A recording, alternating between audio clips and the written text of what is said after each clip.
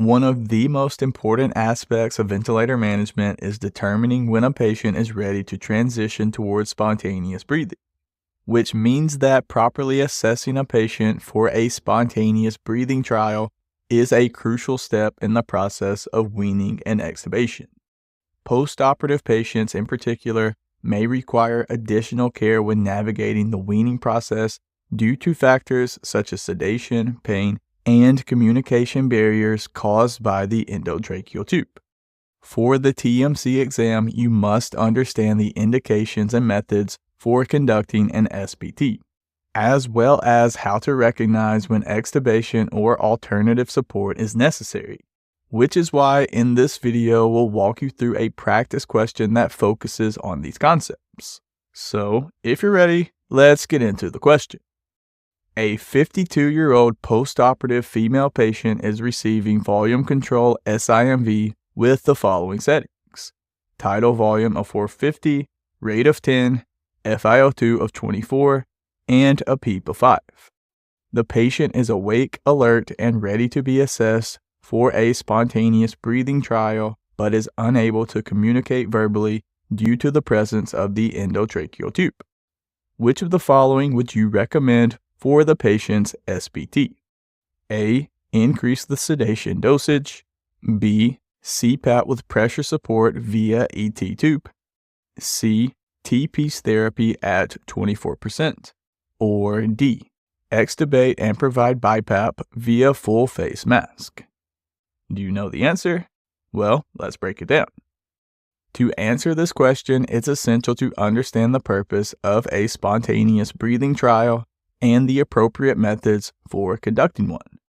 The goal of an SBT is to evaluate the patient's ability to breathe independently and assess their readiness for extubation. There are several common methods for conducting an SBT. One option is the T-piece trial, where the patient breathes spontaneously through a T-piece connected to a humidified oxygen source. This setup simulates a natural breathing environment without any ventilatory assistance, allowing the patient to work independently. Another approach is to use CPAP mode without pressure support, which provides a constant baseline airway pressure to maintain alveolar stability, but does not add any additional support during inspiration. A third option is CPAP mode with pressure support, where a small amount of assistance is provided to help the patient overcome the resistance of the endotracheal tube. This is useful for patients who need a slight boost to maintain adequate tidal volumes while still primarily breathing on their own. The patient mentioned in this question is awake, alert, and recovering from surgery. In most postoperative cases, the need for intubation is temporary and due to anesthesia rather than a primary respiratory issue. Therefore, a simple T-piece trial with an FiO2 of 24% is the ideal option.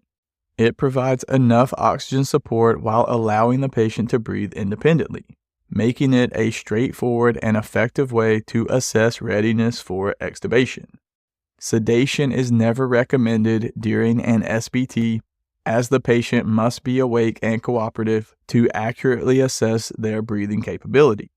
And while CPAP with pressure support can provide assistance, it's more suited for patients with increased work of breathing or marginal respiratory status.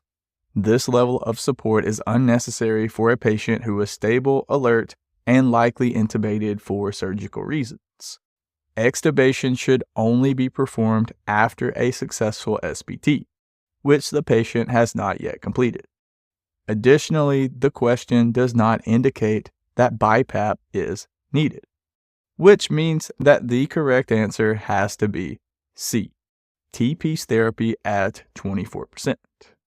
But remember, the key takeaway is this: for a stable postoperative patient who is awake and alert, a T-piece trial is a simple and effective method to assess spontaneous breathing.